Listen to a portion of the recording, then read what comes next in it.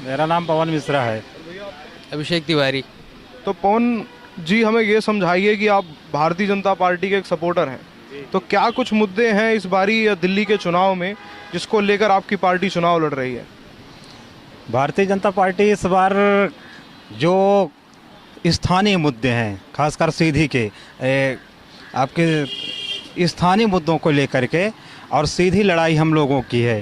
तो और हमारा जो राष्ट्रवाद है, मोदी जी हैं, और जो स्थानीय मुद्दे हैं, उन मुद्दों को लेकर के भारतीय जनता पार्टी लगातार जनता के बीच में गई है, लोगों ने समझा है।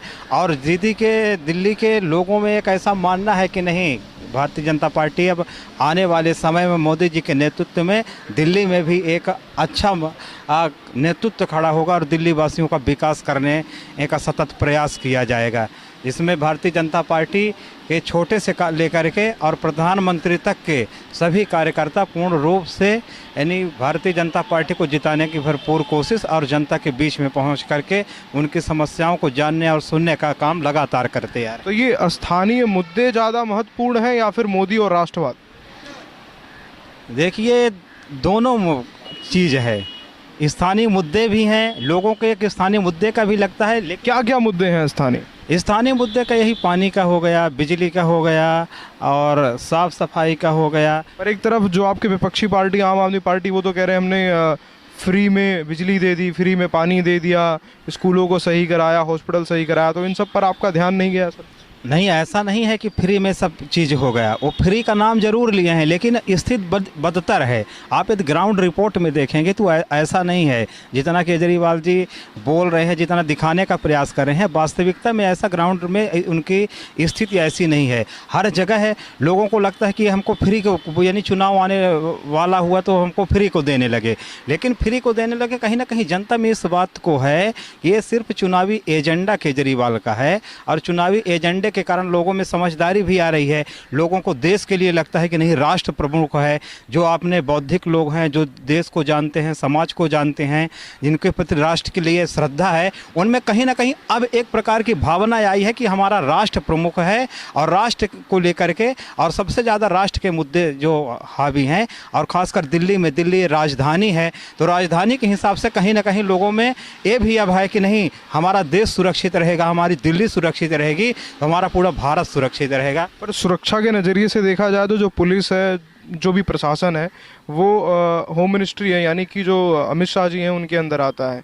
तो आखिर क्यों अभी आपको ऐसा फील हो रहा है कि दिल्ली सुरक्षित नहीं है? दिल्ली सुरक्षित के मामले में देखिए, जहां सरकार का है, सरकार का कोई भी पिटीशन होता है, आप कन्हैया जी का ले लीजिए और किसी का ले लीजिए, तो ये सरकार क्या है, पिटीशन ही दायर नहीं करने देती है। तो कहीं ना कहीं से विकास के मुद्दे में और देश के मुद्दे में यहाँ केजरीवाल जी बहुत छोटी चीज़ कर देते हैं, जिससे हमारा राष्ट्रीयता, हमारा राष्ट्र का जो हमारा नेतृत्व और जिस प्रकार से राष्ट्र का नाम होना चाहिए, राष्ट्र की एकता होनी चाहिए। जैसे आप ले लीजिए, सर्जिकल स्ट्राइक का प्रमाण मांग दिए। ऐसे कहीं ना कहीं जो देश के इस बड़े स्तर और बड़े मुद्दे हैं, उनमें हमारी कहीं ना कहीं राष्ट्रीयता अखंडन का जो होता है, उसमें थोड़ी त्रुटि पहुंचती है। तो उसके लिए आपको नहीं लगता कि मोदी जी काफ़ी हैं सेंटर में? नहीं, मोदी जी सेंटर में काफ़ी हैं, लेकिन आपसे मैं एक ये निवेदन करता हूं कि यदि मान लीजिए मोदी जी सेंटर में काफ़ी हैं, लेकिन मोदी जी का किया हुआ विकास जब आपने दिल्ली में लोगों तक नहीं पहुंच पा रहा है, तो मोदी जी के विकास को दिल्ली के लोगों तक पहुंचाना है, दिल्ली के हर एक गरीब जनता तक पहुंचाना है, दिल्ली के हर एक लोगों तक उनकी योजनाओं को सुचारू रूप से पहुंचे। इसलिए भारतीय जनता पार्टी की सरकार दिल्ली प्रदेश में आना नितांत आवश्यक है। तो क्या, जैसे कि आपने अभी बीच में एक नाम मेंशन किया, कन्हैया कुमार, तो क्या और आप मानते हैं कि ये टुकड़े टुकड़े गैंग है, और क्या कुछ कहना है आपका इनके बारे में? अब आप देख लीजिए, जैसे शाहीन बाग हो गया, यहाँ कहीं ना कहीं ये जो केजरीवाल का है। अभी आपने देखा कि उस दिन जो गोली कांड हुआ, उस गोली कांड में कहीं ना कहीं आम आदमी पार्टी के कार्यकर्ता हैं, एक टुकड़े टुकड़े गैंग के साथ खड़े हो जाते हैं। जब देश की आवाज़ आती है, जब देश की एकता की और जब भाईचारे की आवाज़ आती है, तब केजरीवाल नहीं कुछ नहीं बोलते हैं। लेकिन जब देश के टुकड़े टुकड़े की आवाज़ आती है, देश को खंडित करने की आवाज़ आती है, देश के लिए देशद्रोहियों के जैसे नारा लगाए जाते हैं, वहाँ कांग्रेस और केजरीवाल जाकर के खड़े होते हैं।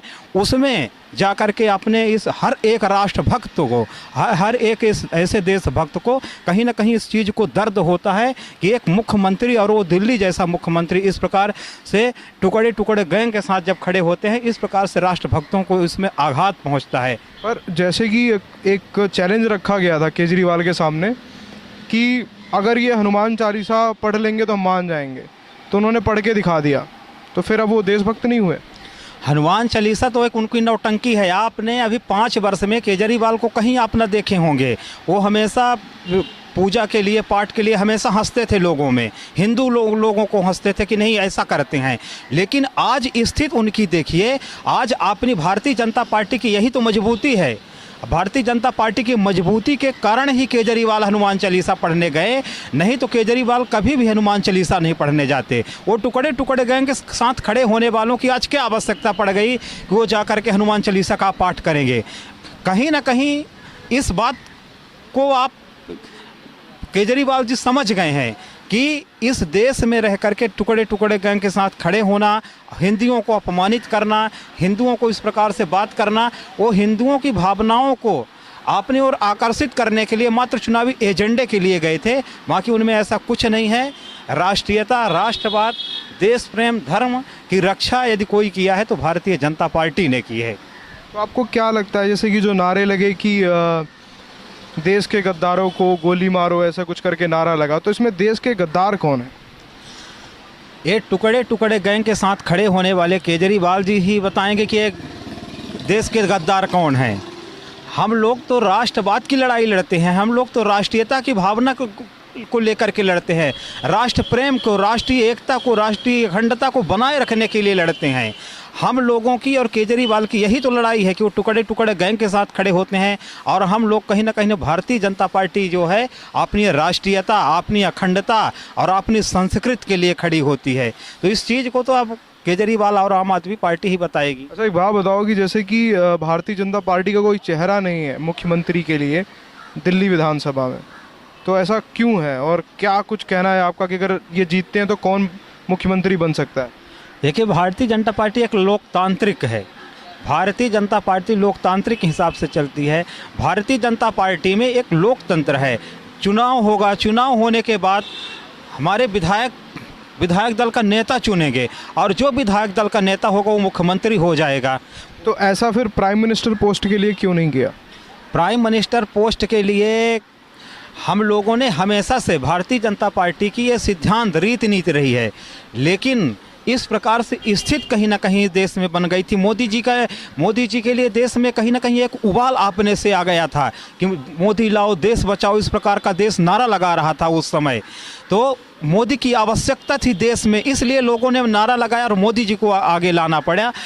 तो अपनी हर जगह है, और आपने कहीं प्रदेश में देख लीजिए, ऐसे ही हम लोग प्रदेश में भारतीय जनता पार्टी इस प्रकार से पहले चुनाव होता है, चुनाव के बाद फिर विधायक दल का नेता को मुख्यमंत्री बना दिया। केजरीवाल ने कहा कि बस फ्री कर दी महिलाओं के लिए, और फिर उसके बाद जितनी भी सभी महिलाएं हैं उनको उसका फ़ायदा भी मिल रहा था। तो क्या आपके घर की जो महिलाएं हैं उनको उसका फ़ायदा नहीं मिल रहा है?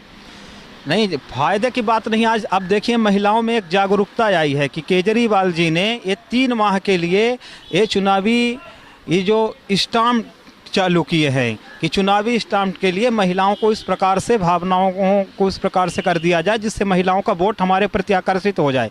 लेकिन अब महिलाएं भी समझने लगी हैं। महिलाएं कहती हैं, आप जाकर के ग्राउंड रिपोर्ट में देखिए, महिलाएं कहती हैं कि हमको केजरीवाल जी सारा चीज़ फ्री को दे देंगे तो हम लोग क्या कर्म करेंगे, कैसे कर्म करेंगे? तो आने वाली संतान कर्म न करेगी, आने वाले लोग पैसा के लिए नहीं, अपने कर्म के लिए नहीं, फ्री वाला हो जाएगा। तो कहीं ना कहीं केजरीवाल जी को अब इस बात को भी लग गया है कि इस प्रकार से फ्री का बोल करके और जनता में कि जनता का ही पैसा दे रहे हैं। तो अब जनता समझ रही है कि फ्री वाला जो शब्द बोल करके और आकर्षित करने का प्रयास करते हैं, लेकिन ये सिर्फ अब इनका हथकंडा साबित हो गया है।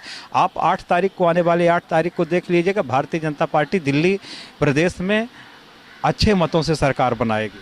ठीक है सर, और एक चीज़ बस अंतिम सवाल है कि वो 5 वादे जो भारतीय जनता पार्टी कर रही है दिल्ली के लोगों से, और क्या कुछ कहना है आपका 8 फरवरी को लेकर दिल्ली के लोगों से? 8 फरवरी 5 बातों में जो भारतीय जनता पार्टी ने जो वादा किया है, निश्चित तौर से भारतीय जनता पार्टी अपने वादे पूर्ण कर की है। पहला वादा आप सभी जानते हैं, जो वादा है भारतीय जनता पार्टी का, बिजली हो गया, पानी हो गया, रोड होगा, जो जितनी समस्याएं हैं, एक अब आप तमाम सारे वादाओं को जानते हैं। चुनाव अब सिर्फ 2 दिन बाकी रह गए हैं और उन वादाओं को भारतीय जनता पार्टी बखूबी अपने वादा को भारतीय जनता पार्टी निभाएगी। भारतीय जनता पार्टी का यही वादा है कि हम गाँव गरीब तक अपनी योजनाओं को पहुँचाएंगे, गाँव गरीब तक अपनी योजनाओं का लाभ देंगे। जो केजरीवाल जी ने 5 वर्षों से उस चीज़ों को दबा के रखा था कि कहीं ना कहीं भारतीय जनता पार्टी इस चीज़ को कि बता ना पाए कि प्रधानमंत्री मोदी जी का है, आप ना बता करके, लेकिन लोगों में आज जन जागरूकता आ गई है। दिल्ली के लोग बहुत ही योग्य हैं, तो कहीं ना कहीं इस बात को 8 तारीख को आप देख लीजिएगा कि भारतीय जनता पार्टी की सरकार बनेगी और भारतीय जनता पार्टी अपने वचन को, अपने वादा को पूर्ण करेगी।